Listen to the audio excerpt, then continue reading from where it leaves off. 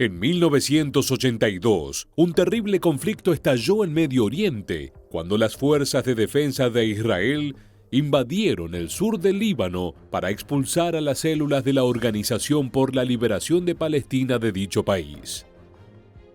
La Operación Paz para Galilea duró más de una década y si bien el conflicto no presentó violencia constante, es recordada por algunos de los enfrentamientos más brutales y sangrientos de finales del siglo XX.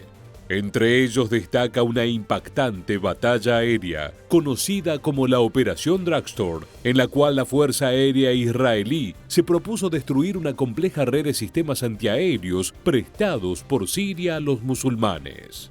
Durante esta misión, los cazabombarderos de la IAF utilizaron una increíble estrategia para confundir a los antiaéreos de origen soviético como el SA-2, el SA-3 y el por entonces novedoso SA-6 Gameful.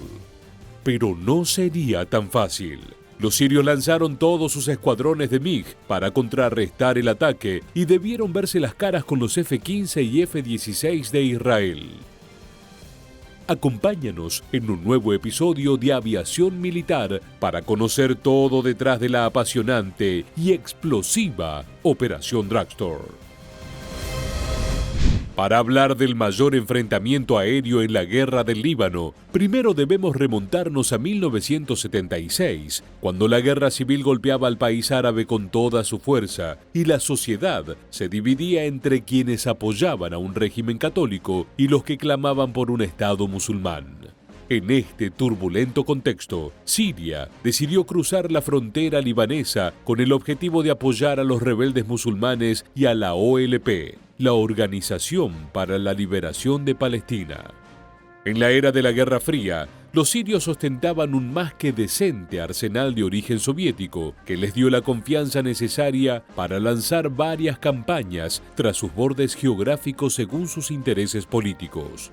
El apoyo de Siria facilitó el avance de los musulmanes en el conflicto, que en 1982 se animaron a ir más allá de la guerra civil.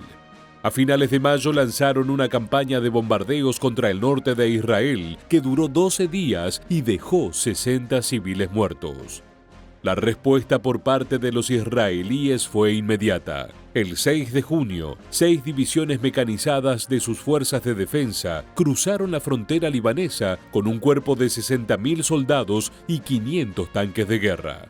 Pese a que los hebreos pidieron a los sirios que no se involucraran en la batalla, el país árabe continuó con su campaña de asistencia a la OLP y les brindó defensas antiaéreas para contrarrestar a los F-15 y F-16 de la IAF. Israel necesitaba erradicar la presencia de los antiaéreos, especialmente los A-6, por lo que desarrollaron una estrategia para lograrlo. Enviarían aviones veloces que lanzaran misiles merodeadores de Laila para utilizarlos de señuelo y así atraer la atención de los misiles soviéticos. Una vez que esto sucediera, una flota de 26 cazabombarderos F-4E Phantom y un puñado de Kafir C-2 se ocuparían de destruir los sistemas. La Operación Dragstore comenzó sin inconvenientes y durante las primeras horas de la ofensiva, los sistemas soviéticos reaccionaban a los de Laila para luego caer frente a misiles AGM-65 Maverick, AGM-45 Shrike y AGM-78 Standard de la Fuerza Aérea Israelí. Pero antes de continuar, y si eres un aficionado a las armas de fuego, queremos invitarte a que conozcas nuestro nuevo canal, Mundo de Armas, dedicado a analizar las armas más poderosas, modernas e insólitas del mundo. Te dejamos el enlace del canal en la descripción y en el primer comentario. No te lo pierdas y danos tu apoyo suscribiéndote al canal. Ahora sí, continuemos. Fue en la tercera ola de bombardeos cuando comenzaron los problemas. Los sirios se dieron cuenta de que su red de sistemas antiaéreos estaba siendo desmantelada, por lo cual desplegaron una fuerza de reconocimiento compuesta por 60 aeronaves entre los modelos MiG-21 y MiG-23. Los cazas sirios debían interceptar y eliminar a los bombarderos israelíes, pero cuando llegaron al lugar, encontraron algo muy distinto a lo que esperaban. El paisaje era desolador. En tierra, solo se veían las piras funerarias y los cadáveres de sus sistemas de misiles antiaéreos.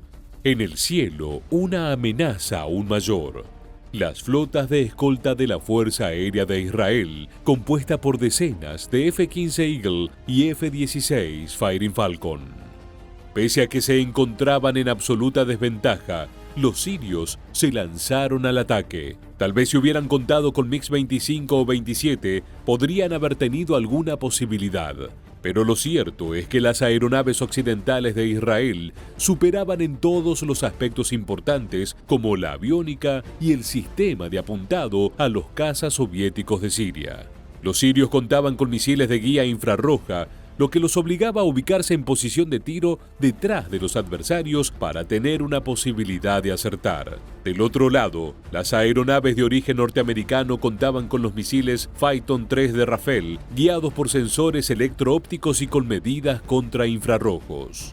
Con la aviónica era aún peor. Los aviones israelíes poseían radares frontales AIM-7F, además de que podían intervenir la electrónica de sus enemigos.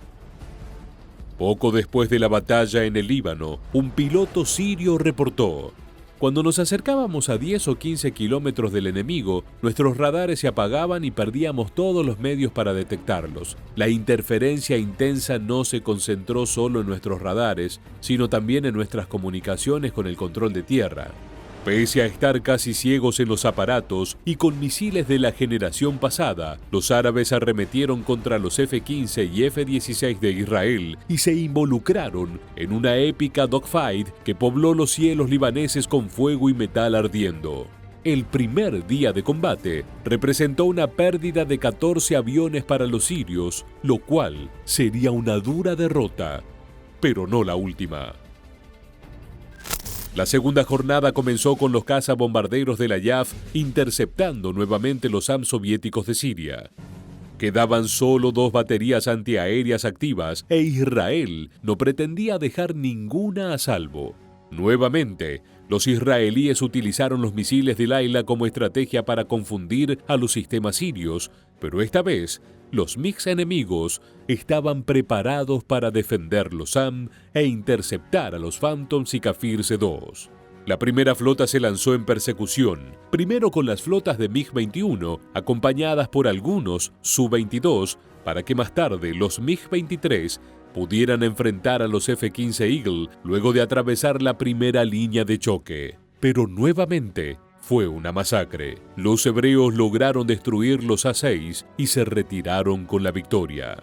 Los pilotos israelíes no cedieron en sus formaciones y, de hecho, lograron quebrar las bandadas de aviones soviéticos casi sin esfuerzo. La primera oleada de Su-22 y MiG-21 no supuso ningún peligro para los F-15 Eagle, que los cazaron como águilas a pichones. En las primeras horas de combate, entre 6 y 14 aeronaves sirias habían caído, mientras que sus aviadores habían perdido la vida. Para el final de la brutal jornada, otras 30 aeronaves como mínimo fueron destruidas. El 11 de junio se dio el último combate entre los cazas de Israel y de Siria sobre el Líbano. Los árabes enviaron sus escuadras restantes de MiG-23 y MiG-21, a las cuales se sumaron un puñado de los más poderosos MiG-25 que intentaron dar apoyo aéreo cercano. Esto complicó ligeramente a los pilotos israelíes y esta jornada fue la que representó más bajas para ellos. Era evidente que la mayor brecha entre ambos países radicaba en la tecnología. No obstante, por debajo de las alturas extremas y a velocidades menores que las supersónicas, la ventaja era de los F-15 y F-16 israelíes. Nuevamente, las flotas de aeronaves soviéticas fueron diezmadas. El combate finalizó con unas 40 bajas más para los sirios, que firmaron un alto al fuego ese mismo día. En total, los árabes perdieron unas 88 aeronaves sobre el Líbano, mientras que entre cazas, cazabombarderos y helicópteros, Israel perdió 14. La guerra seguiría por mucho tiempo más, pero la Operación Dragstor sería recordada como el enfrentamiento aéreo más brutal de finales del siglo XX. Muchas gracias por acompañarnos hasta el final. Permanece atento a nuestro próximo video.